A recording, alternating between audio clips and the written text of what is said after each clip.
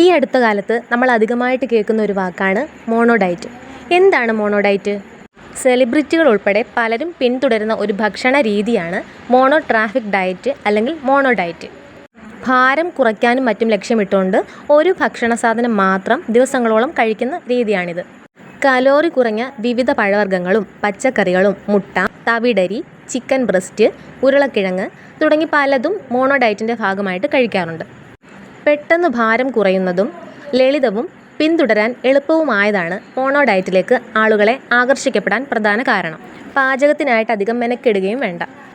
എന്നാൽ സന്തുലിതവും സമീകൃതവുമായ വൈവിധ്യമാർന്ന ഭക്ഷണം പാകമായ അളവിൽ കഴിക്കുകയും ആവശ്യത്തിന് വ്യായാമം ചെയ്യുകയും ചെയ്യുന്നതല്ലേ ശരിയായ രീതി. മോണോ ഡയറ്റ് ചെയ്യുന്നവർ ശ്രദ്ധിക്കേണ്ട കുറച്ച് കാര്യങ്ങളുണ്ട്. ഒന്നാമത് പോഷകക്കുറവ്. ശരീരത്തിന് ആവശ്യമായ വിവിധ പോഷകങ്ങളും ധാതുക്കളും പല ഭക്ഷണങ്ങളിൽ നിന്നാണ് നമുക്ക് ലഭിക്കുന്നത്.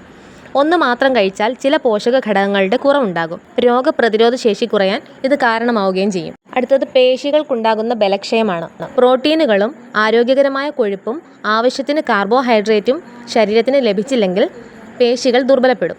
അതുപോലെ തന്നെ ഒരുപാട് ആരോഗ്യ പ്രശ്നങ്ങളുണ്ടാകും. നല്ലതാണെങ്കിലും ഒരു ഭക്ഷണം കൂടുതലായി കഴിക്കുന്നത് ചിലപ്പോൾ ഗുരുതര ആരോഗ്യ പ്രശ്നത്തിന് കാരണമാകും. ഉദാഹരണമായി ഇളനീർ അമിതമായിട്ട് സ്ഥിരമായി കുടിച്ചാൽ ഹൃദയമിടിപ്പിൻ്റെ താളത്തെ അത് ബാധിക്കും. അതുപോലെ തന്നെ പഴം സ്ഥിരമായിട്ട് കഴിച്ചാൽ പ്രമേഹത്തിന് കാരണമാകും. ഇത് പാൻക്രിയാറ്റിക് പ്രവർത്തനത്തെ വരെ ബാധിക്കും. അതുപോലെ നമ്മൾ ഒരു ഭക്ഷണം മാത്രം സ്ഥിരമായിട്ട് കഴിച്ചാൽ അത് മടുപ്പിന് കാരണമാവുകയും പിന്നീട് പല ഭക്ഷണങ്ങളും വാരി വലിച്ച് കഴിക്കുകയും ചെയ്യാനിടയുണ്ട്. ഇത് തുടക്കത്തിൽ കുറഞ്ഞ ശരീരഭാരം പെട്ടെന്ന് തന്നെ കൂടാൻ വഴിയൊരുക്കും. ഇത് ഭാരവർദ്ധനയ്ക്കും സാധ്യതയുണ്ടാക്കുന്നുണ്ട്.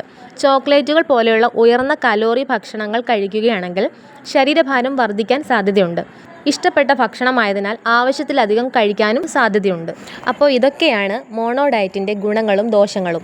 നിലവിൽ മോണോ ഡയറ്റ് ചെയ്യുന്നവരും അതിനായി തയ്യാറെടുക്കുന്നവരും ഇതേപ്പറ്റി കൂടുതൽ മനസ്സിലാക്കുന്നത് നന്നായിരിക്കും.